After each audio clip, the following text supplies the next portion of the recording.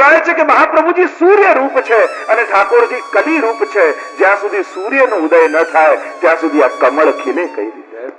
ભુજાનું પ્રાગટ્ય તો થયેલું, પણ જ્યાં મુખારવિંદ રૂપ શ્રી મહાપ્રભુજીનું પ્રાગટ્ય થયું એ જ ક્ષણે આ સૂર્યનો ઉદય થતા શ્રી શ્રીનાથજી રૂપ કલીનો ખીલી ગઈ અને ગિરિરાજજીમાં કંદરામાં શ્રીનાથજી બાવાનું મુખારવિંદ પ્રગટ થયું. અને એટલે જ કહ્યું પ્રગટ વદન વિલાસ હે. વદના અવતાર છે, પ્રગટ કરીને બતાવ્યું કે મારા મુખારવિંદનું જ સ્વરૂપ. એટલે સર્વોત્તમ સ્તોત્રમાં શ્રી કૃષ્ણાસ્ય કહ્યું. પ્રભુના મુખારવિંદ અવતાર છે. પુષ્ટિ માર્ગને સમજવા માટે બે શબ્દો સમજવા પડે, એક આકાર અને બીજું સ્વરૂપ. આપણે આકારને નથી ભજતા, આપણે સ્વરૂપને ભજીએ છીએ. શ્રી ગિરિરાજ બાવા પર્વત આકારે છે, પણ એનું સ્વરૂપ તો હરિદાસ વરેનું છે. શ્રી યમુનાજી નદી આકારે હશે, પણ એનું સ્વરૂપ તો નમત કૃષ્ણ તુર્ય પ્રિયામ. એમ મહાપ્રભુજી સન મનુષ્યાકૃતિ, મનુષ્ય આકારે છે, પણ એમનું સ્વરૂપ તો એન મેન વ્રજરાજ ઉછંગે. શ્રી મદ વલ્લભ રૂપ સુરંગે, અંગ અંગ પ્રતિભાવન કે ભૂષણ, વૃંદાવન સંપત્તિ અંગ. આ શ્રી મહાપ્રભુજીનું સ્વરૂપ. જેમ આપણે જન્માષ્ટમીમાં ખીલોના આદિ મિશ્રીના બનાવીએ, ફૂલ બનાવીએ, કઈ વિવિધ પ્રકારના આકાર કરીએ અને ઠાકોરજીને આરોગાવીએ. હવે ફૂલનો આકાર છે, પણ એનું સ્વરૂપ તો મિશ્રીનું જ છે. એને મુખમાં નાખો તો મિશ્રીનો જ આસ્વાદ આવવાનો છે. એમ આંખો આકારને જુએ છે. ત્યાંથી શરૂઆત કદાચ થાય ભક્તિની યાત્રાનો, પણ અંત તો હૃદય સ્વરૂપને પામે, એ જ એની ફલશ્રુતિ છે. તો મહાપ્રભુજી ત્રણ સ્વરૂપે છે. રૂપમ તત્પ્રિયાત્રિત્યાત્મકમ, પરમવિદ્યેયમ સદા વલ્લભમ. એક મહાપ્રભુજીનું સ્વરૂપ વિરહાત્મક, બીજું રસાત્મક અને ત્રીજું ભાવાત્મક. રૂપમ તત્ત્રિતયાત્મક. વિરહાત્મક સ્વરૂપે પોતે શ્રી મહાપ્રભુજી, રસાત્મક સ્વરૂપ શ્રી મહાપ્રભુજીનું એ શ્રી ગુસાઈજી અને ભાવાત્મક સ્વરૂપ શ્રી મહાપ્રભુજીનું બમલાજી. રૂપમ તત્ત્રિતયાત્મકમ. શ્રી ઠાકોરજીના હૃદયમાં બિરાજેલો સ્ત્રી ભાવ, શ્રી સ્વામીજીના હૃદયમાં બિરાજેલો પું ભાવ અને ત્રીજો સાક્ષી ભાવ. ભોક્તા ભાવ, ભોગ્યા ભાવ અને સાક્ષી ભાવ. રૂપમ તત્ત્રિતયાત્મકમ, પરમવિદ્યેયમ સદા વલ્લભમ. એક આનંદ લેવાનો ભાવ, જે બહુ ક્લિષ્ટ વાત છે, પણ સરળ ભાષામાં જો સહેલાઈથી તમે સમજી શકો એવી ભાષામાં જો હું વાત કરું, આ પું ભાવ, સ્ત્રી ભાવ અને સાક્ષી ભાવ કે જે બધાને સમજાય એવી જો વાત કરવાની કોશિશ કરું તો એક આનંદ લેવાનો ભાવ એ પું ભાવ છે. ભોક્તા ભાવ કે હું આનંદ લઉં સેવા કરીને, કથા કરીને, કઈ કોઈ પણ પ્રકારે. એક આનંદ લેવાનો ભાવ એ પું ભાવ. બીજો આનંદ આપવાનો ભાવ એ સ્ત્રી ભાવ, કે પ્રભુ સેવા દ્વારા આનંદ, પ્રભુને સુખ થાય, આ સ્ત્રી ભાવ. અને ત્રીજો સાક્ષી ભાવ, કે આનંદ લેતા જોઈને આનંદિત થવું. જેમ તમને કોઈ બહુ જ સારા શણગાર આપી દે, બહુ જ સારા દાગીના સારામાં સારા હોય, સારામાં સારા વસ્ત્રો હોય, અને એક ઓરડામાં બધું જ મૂકેલું હોય, તમને ઓરડામાં મોકલવામાં આવે, મોંઘામાં મોંઘા દાગીના છે, મોંઘામાં મોંઘા વસ્ત્રો છે, પણ એ આખા ઓરડામાં ક્યાંય અરીસો ન હોય તો તમને આનંદ આવે? તમે બધું જ પહેરો છો, પણ પાછા ભોગતા બનીને પોતાની જાતને જોતા નથી, તો એ પૂર્ણ રસનો અનુભવ થતો નથી. એમ જ આ યુગલ સ્વરૂપ લીલા કરે છે, પણ એ લીલાનો એ પરમ રસ અનુભવ કરવા માટે જ્યારે આ બંનેના હૃદયમાંથી સાક્ષી સ્વરૂપ શ્રી વલ્લભ રૂપ પ્રગટ થયું અને એને આજે દર્શન કરીને રસનો અનુભવ કર્યો, એ પૂર્ણ ફલશ્રુતિ છે રસની. આ બહુ જ અઘરી વાત મેં સહેલામાં સહેલી ભાષામાં સમજાવવાની કોશિશ કરી. બાકી આના ઉપર કલાકો સુધી શાસ્ત્રોની ચર્ચા થાય, શાસ્ત્રીજી સમજી શકે છે. તો શ્રી મહાપ્રભુજી રૂપમ તત્ત્રિતયાત્મકમ, ત્રિતયાત્મક રૂપ છે. આ ત્રણ સ્વરૂપે શ્રી મહાપ્રભુજી બિરાજમાન છે. અને એટલે કહ્યું આ ચંપારણ્ય એ તો સાક્ષાત સ્વામીજી છે. મહાપ્રભુજી પોતે આચાર્ય રૂપે છે. વસ્તુતઃ કૃષ્ણ એવ. શ્રી ગુસાઈજી પ્રભુ ચરણે કહ્યું કે ઠાકોરજી ને મહાપ્રભુજીમાં કોઈ ભેદ નથી, એ જ કૃષ્ણ છે, એમાં કોઈ ભેદ નથી. અને હું તો ત્યાં સુધી કહીશ, વાર્તા સાહિત્યનું જો તમે અધ્યયન કરો તો તમને ઘણા બધા એવા પ્રસંગો જોવા મળશે કે જ્યાં મહાપ્રભુજીએ ઠાકોરજી સ્વરૂપે દર્શન આપ્યા, પણ એક એવો પ્રસંગ તમને જોવા નહીં મળે કે ઠાકોરજીએ મહાપ્રભુજીનું રૂપ લીધું. અને એટલે જ તો શ્રીનાથજી બાવા એ પ્રભુ છે અને વલ્લભી મહાપ્રભુ છે. સ્વયં મહાપ્રભુજી શ્રીજી રૂપે દર્શન આપી શકે છે, પણ કદાચ શ્રીજીમાં એટલું સામર્થ્ય નથી બતાવતા કે મહાપ્રભુજી રૂપે દર્શન આપતા. અનેક આ તો હૃદયના અનેક આવા તો ભાવો શ્રી મહાપ્રભુજી માટે તો અનંત ભગવદીઓ જે ગાન કર્યા છે, પદ્મનાભ આદિ ભગવદીઓએ સ્વયં મહાપ્રભુજીનું સ્વરૂપ શ્રી ગુસાઈજી પ્રભુ ચરણે જે બતાવ્યું સર્વોત્તમ સ્તોત્રમાં, વલ્લભાષ્ટકમાં અને સપ્તશ્લોકી, અદ્ભુત દર્શન છે. ક્યારેક ભવિષ્યમાં એવો મહાપ્રભુજીના સ્વરૂપને સમજ્યા વગર આ પુષ્ટિ માર્ગ ક્યારે ફલિત થતો નથી. હું એમ કેવું, પુષ્ટિ માર્ગમાં સત્સંગની શરૂઆત ક્યાંથી કરું, તો મારે એને એ જ કહેવાનું, તું સર્વોત્તમ સ્તોત્રથી પ્રારંભ કર. શ્રી વલ્લભને જે ક્ષણે સમજી ગયો, જય જય શ્રી વલ્લભ પ્રભુ વિઠ્ઠલેશ સાથે નિજજન પર કરત કૃપા ધરત હાથ હે માથે. અને જેને શ્રી મહાપ્રભુજી અપનાવી લીધો તો ઠાકોરજી શું કરે, અપનો કર ગોકુલપતિ ભરત તાહી બાથે. એને તો મહા ઠાકોરજી પોતાનો ગણી અને બાત પીડી લે. શ્રી મહાપ્રભુજી જેના પર કૃપા કરી દે, શ્રી વલ્લભની કરુણા જેના ઉપર થાય, તો શ્રી મહાપ્રભુજી સાક્ષાત આચાર્ય રૂપે છે, કૃષ્ણ રૂપે છે. વાર્તા સાહિત્યમાં એના અનેક પ્રમાણો છે, એની હમણાં ચર્ચા નથી કરતો. અને ત્રીજું સ્વરૂપ શ્રી સ્વામીજી સ્વરૂપે છે, જેમનું આદિ દૈવિક સ્વરૂપ કહેવાય. આચાર્ય સ્વરૂપે ભૌતિક સ્વરૂપ, શ્રી ઠાકોરજી સ્વરૂપે આધ્યાત્મિક સ્વરૂપ અને સ્વામીજી સ્વરૂપે આદિ દૈવિક સ્વરૂપ છે. પુષ્ટિ માર્ગની યાત્રા જ આદિ ભૌતિકતાથી આદિ દૈવિકતા તરફની છે. એનો જ માર્ગ એ જ પુષ્ટિ માર્ગ. શ્રી મહાપ્રભુજી આપણને ભૌતિકતામાંથી આદિ દૈવિકતા તરફ લઈ જાય. આંખો જુએ ને જે દેખાય એ ભૌતિકતા, બુદ્ધિ જેનું જ્ઞાન કરે એ આધ્યાત્મિકતા, અને હૃદય જેનો રસ લે એ આદિ દૈવિકતા. આ સરળ ભાષામાં તમને સમજાવવાની, કારણ કે આ શબ્દો તમે ઘણી વાર સાંભળો છો, આદિ ભૌતિકતા, આધ્યાત્મિકતા, આદિ દૈવિકતા. શબ્દો ઘણી વાર સમજીએ, પણ એની ઘણી વાર આપણને એનો ભાવ ખ્યાલ નથી હોતો, જેમાં રસ ઉત્પન્ન થાય આદિ દૈવિકતા. તો શ્રી સ્વામીજીનું સ્વરૂપ સ્વયં દયારામભાઈ પણ કહે છે ને કે જગત જપે નુપ નામ રહ્યો જ સગળે પહેલી, પટરાણી નું નામ લહે રહે જે રંગ મહેલી. કે ઠાકોરજી તો રાજા જેવા છે, એને તો આખું દુનિયા જાણતી હોય, રાજાને બધા ઓળખતા હોય, આખી પ્રજા ઓળખતી હોય, કેવો દેખાય છે, કેવું પરાક્રમ છે, કેવું સામર્થ્ય છે, કેવો સ્વભાવ છે, કેવું સ્વરૂપ છે. રાજાને આખી પ્રજા ઓળખતી હોય, પણ રાણીને તો એ જ ઓળખી શકે જે રંગ મહેલના જીવો હોય. એમ જ શ્રીનાથજી બાવાને તો આખી દુનિયા ઓળખે, પણ વલ્લભને તો એ જ જાણી શકે જે અંતરંગ દૈવી જીવો હોય, જે રંગ મહેલના નિત્ય લીલાના જીવો હોય, એ જ મહાપ્રભુજીના સ્વરૂપને ઓળખી શકે. કઈ રીતે સ્વામીજી રૂપે મહાપ્રભુજી નિત્ય લીલામાં કૃપા કરે છે, એ સપ્તશ્લોકીના વિવેચનમાં ઘણી બધી બહુ અદ્ભુત ચર્ચાઓ ત્યાં ગુસાઈજી પ્રભુ છે, ટીકામાં ગોકુલનાથજી આદિએ કરી. તો આ સ્વામીજી સ્વરૂપ શ્રી મહાપ્રભુજી છે. આપણે ત્યાં દરેકનું એક સખી રૂપ નિત્ય લીલામાં બિરાજે છે. દરેક બ્રહ્મ સંબંધી જીવનું તમે 84-252 વૈષ્ણવની વાર્તામાં પણ જુઓ, ત્યારે 3 જન્મની વાર્તા તમે વાંચશો, ત્યારે વાર્તા પ્રારંભ થતા પહેલા એનું પૂર્વ ચરિત્ર આવશે, અને એમાં લખ્યું હોય કે નિત્ય લીલામાં આ સખી અથા આના ભાવની આ સખી સેવા કરતા કરતા એક ક્ષણ એવી આવી જાય કે ઠાકોરજીની કૃપાથી એ મૂળ સ્વરૂપનું જ્ઞાન જીવને થાય, અને એ સ્વરૂપનું જ્ઞાન થયા પછી જે સેવા થાય એ આદિ દૈવિક સેવા બની જાય. પછી બધું જ ગૌણ બની અને નિત્ય લીલાનો રસ ભૂતલ પર પ્રગટ થઈ જાય. પુષ્ટિ મહારસ દેન પ્રગટે, પુષ્ટિ મહારસ દેન. મહાપ્રભુજી આ જ રસ આપવા માટે ભૂતલ પર પધાર્યા. લોકો રાજી થાય કે જો આના આપણે કંકુ કાઢ્યું, અમે ભભૂત કાઢ્યું, અને આ કાઢ્યું. હું તો કહું છું સૌથી મોટો ચમત્કાર મહાપ્રભુજીએ કર્યો છે, એમણે તો ત્રિલોકનો નાથ તમારા ઘરમાં કાઢીને બતાવ્યો. કે સારસ્વત કલ્પની લીલા તમારા ઘરમાં પ્રગટ કરી દીધી. આનાથી મોટો બીજો ચમત્કાર શું?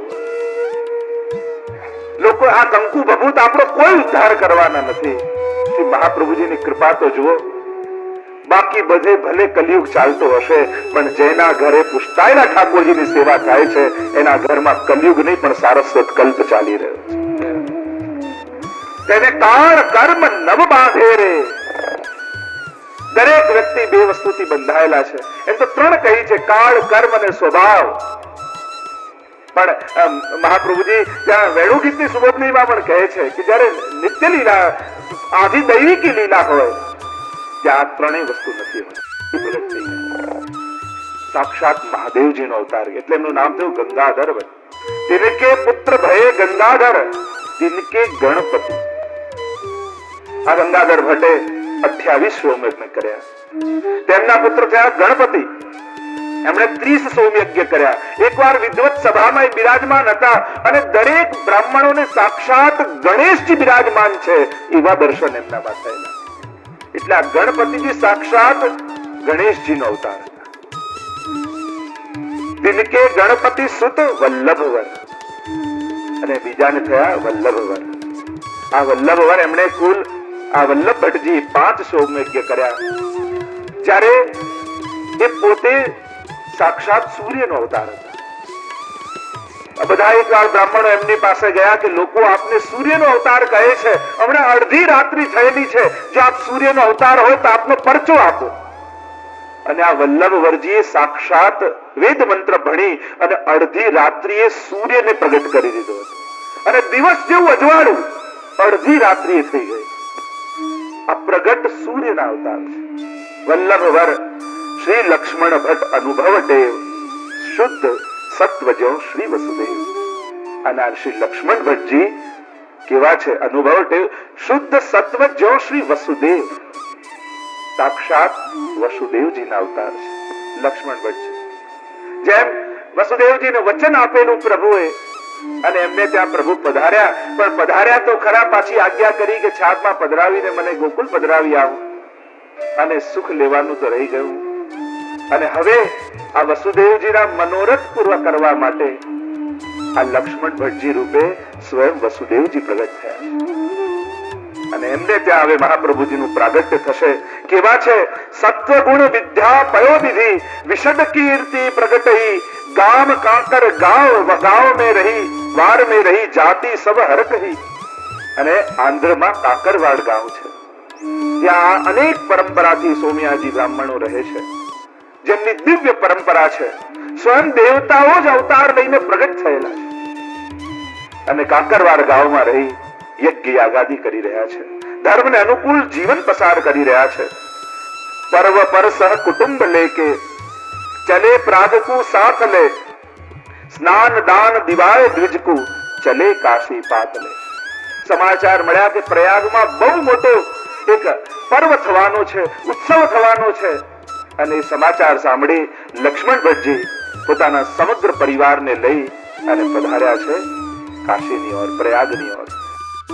7 ધર્મો પ્રભુના મુખારવિંદમાં છે. જો મહાપ્રભુના મુખારવિંદ રૂપ અવતારની જો ચર્ચા કરવા જઈએ સ્વરૂપની, તો 7 ધર્મો પ્રભુના મુખારવિંદમાં છે. વિસ્તાર નથી કરતો, સમયમાં અભાવ છે. પણ પ્રભુના મુખમાંથી વેદનું પ્રાગટ્ય છે, પ્રભુના મુખમાંથી અગ્નિનું પ્રાગટ્ય છે, ભોજન આરોગાય છે, બ્રાહ્મણોસ્ય મુખમાં અસ્ત જાય તો બ્રાહ્મણોનું પ્રાગટ્ય છે. આ જેટલા પણ લક્ષણો છે એ બધા જ 7 ધર્મો શ્રી મહાપ્રભુજીમાં બિરાજે છે. વેદનું વેદ પારગ શ્રી મહાપ્રભુજી છે. સરસ્વતીજીનું પ્રાગટ્ય છે. અને મહાપ્રભુજી કેવા છે? વાઘપતિ. ઘટ સરસ્વતીનો પ્રસંગ આવે છે ને, ગળામાં સરસ્વતીજીને બાંધી રાખેલા, અને બધા જોડે શાસ્ત્રાર્થ કરવા જાય આ બ્રાહ્મણ. અને શાસ્ત્રાર્થ કરે, અને શાસ્ત્રાર્થ ચાલતો હોય ત્યારે ગળામાંથી સરસ્વતીજીને પ્રગટાવે, અને સરસ્વતીજી જ્યાં પ્રગટ થઈને કહે કે ના, આ બ્રાહ્મણ સાચો છે. અને આમ શાસ્ત્રાર્થમાં બધાને હરાવે. મહાપ્રભુજી પધાર્યા છે ગામમાં. શાસ્ત્રાર્થ માટે દલકાર કર્યો ઘટ સરસ્વતીએ. મહાપ્રભુજી સ્વીકારો ને શાસ્ત્રાર્થ ચાલ્યો. હાર તો ગયો બ્રાહ્મણ, પ્રતીક્ષા કરે છે કે હમણાં સરસ્વતીજી પ્રગટ છે અને મારો પક્ષ લેશે. આખો શાસ્ત્રાર્થ પૂરો થઈ ગયો, હારી ગયો બ્રાહ્મણ, પણ સરસ્વતીજી બહાર ન પધાર્યા, બોલ્યા નહીં. ઘરે લઈને આવ્યો ઘડો, ત્યાં સરસ્વતીજી પ્રગટ થયા. કહ્યું કે અરે બધાની આગળ તો આપ બોલો છો, આજે કેમ ન બોલ્યા? સરસ્વતીજીએ કહ્યું બધા જ બ્રાહ્મણો તો મારા પુત્ર છે, પણ પતિ સામે બિરાજેલા હોય તો મારાથી કેમ બોલાય? આ તો સ્વયં વાકપતિ છે. 100 બ્રાહ્મણો મળીને આવ્યા ઉજ્જૈનમાં મહાપ્રભુજી સાથે શાસ્ત્રાર્થ કરવા. ક્યાં એક એક જઈએ છે તો હારી જઈએ છે, એટલે 100 જણા એક સાથે પ્રશ્નો કરે અને મહાપ્રભુજી 100 મુખારવિંદ ધારણ કરી એક જ ક્ષણે બધાને ઉત્તર આપી દીધા. આ તો વાકપતિ છે, વદન અવતાર છે. અને એટલે જ કહું પ્રગટ વદન વિલાસ. જ્યારે ઠાકોરજીને થયું કે મારું મહાત્મ્ય જગતમાં કઈ રીતે પ્રગટ કરું? બધા ભગવાન વિશે કહે છે, ભગવાનને કહી શકતા નથી. वाण्या यदा तदा स्वास्यम प्रादुर्भूतम चकारहि। सर्वोत्तम सूत्र में भी गोसाई जी आज्ञा करते हैं कि जब प्रभु को हुआ कि मेरा महात्म्य कौन कहे, मारा महात्म्य ने कौन वर्णन करे, કારણ કે જ્યાં પણ જાઓ ત્યાં તમને સાધન પકડાવવામાં આવે છે, ફલ આપતા નથી. ભગવાન વિશે કહેવામાં આવે છે, ભગવાનને કહેવામાં આવતા નથી. ધર્મનું વર્ણન થાય છે, ધર્મી ગૌણ બનાવી દેવામાં આવે છે. મારા મહાત્માને કોણ વર્ણિત કરે? અને જ્યારે કોઈ ન દેખાયો ત્યારે પ્રભુને થયું મારે જ પ્રગટ થવું પડશે, અને પોતે કૃપા કરી દયા નિજ મહાત્મ્યમ કરિષ્યન પ્રગટમ હરિ વાણ્યા યદા તદા સ્વાસ્યમ પ્રાદુર્ભૂતમ ચકારે. અને એટલે એ જ પ્રભુ કે મહાપ્રભુજી રૂપે પ્રગટ થયા. શ્રી ઠાકોરજીનો મુખાવતાર વદનાવતાર રૂપે પ્રગટ થયા. મહાપ્રભુજીનું પ્રાગટ્ય થયું અને પ્રસન્ન થઈ ગયા લક્ષ્મણ ભટ્ટજી. સંકેત મળ્યો છે ઈશ્વરનો. શ્રી મહાપ્રભુજીને ગોદમાં લઈ શ્રી વલ્લભકુ લે આય કાશી, સુંદર રૂપ નયન સુખ રાશિ. જેવા છે જેમ ઠાકોરજીના મોટા મોટા કમળ જેવા નેત્રો, એમ શ્રી મહાપ્રભુજીના પણ નેત્રો છે. સુંદર રૂપ, આપ કેવા છો? સર્વાંગ સુંદર છે. સુખ રાશિ, સુખ સેવ્ય. 7 વર્ષ ઉપવિત ધરાય, તબ તે વિદ્યા પડન પઠાય. 7 વર્ષ શ્રી મહાપ્રભુજીને થયા. હજી તો બાલ્ય અવસ્થામાં હતા ત્યાં જ સંકેતો મળવા લાગ્યા કે આ કોઈ મહાપુરુષ થવાના છે. નાના નાના બાળકોની એ સમયમાં પરીક્ષા થતી કે આ બાળક મોટું થઈને થશે શું. એટલે મહાપ્રભુજી આગળ પણ પરીક્ષા કરી. અમુક વસ્તુઓ રાખવામાં આવે, તરાજુ રાખવામાં આવે, પુસ્તક ગ્રંથ રાખવામાં આવે, હથિયાર રાખવામાં આવે. આટલી બધી વસ્તુઓ સામે રાખવામાં આવે, જુદી જુદી વસ્તુ. અને બાળક કઈ વસ્તુને પકડે છે એના ઉપરથી ખ્યાલ આવે કે આ મોટો થઈને શું કરશે. અને મહાપ્રભુજી નાના છે, ઘૂંટણીએ ચાલતા થયા છે, અને સન્મુખ બધી વસ્તુ રાખવામાં આવી. અને મહાપ્રભુજી ઘૂંટણીએ ચાલતા ચાલતા આવીને ગ્રંથ લઈને એમ વાંચવા લાગ્યા જાણે કોઈ પ્રકાંડ પંડિત ગ્રંથ વાંચતો હોય. અને સંકેતો મળવા લાગ્યા. નાનપણથી જ મહાપ્રભુજીની એક પ્રિય ગાય હતી પયોદા. મહાપ્રભુજી એને ખૂબ વહાલ કરે. રોજ સવારે ઉઠીને એને ગૌગ્રાસ રાખવા પધારે, અને ગાય પણ બહુ ટેવાય. એકવાર મહાપ્રભુજી બહાર પધાર્યા હતા, બાલ્ય અવસ્થા છે, અને બહારથી પધારે તે પહેલા દોડતા ગૌશાળામાં જઈને પયોદાને મળે. અને એટલા મહાપ્રભુજી બહાર પધારેલા છે એટલામાં પયોદાનું નિધન થઈ ગયું, મૃત્યુ થઈ ગયું. બધા ઘરના વિચારમાં પડ્યા કે જો આ સમાચાર શ્રી વલ્લભને મળશે તો એ તો ભોજનની આરોગ્ય અને જળનો ત્યાગ કરી દેશે, શું કરીએ? બધા ચિંતામાં પડ્યા છે. એટલામાં બાલ સ્વરૂપ શ્રી વલ્લભ પધારે. બધા ચિંતાતુર છે. મહાપ્રભુજી તો કુમળું ઘાસ લીધું, સીધા દોડ્યા ગૌશાળામાં અને અવાજ કર્યો, પયોદા ઉઠ. અને એટલામાં મૃત્યુ પામેલી ગાય જીવિત બનીને ઉભી થઈ. મહાપ્રભુજીના હાથથી ગ્રાસ ખાવા લાગી. બધા ચકિત થઈને જોવા લાગ્યા કે આ કોઈ સાધારણ બાળક નથી.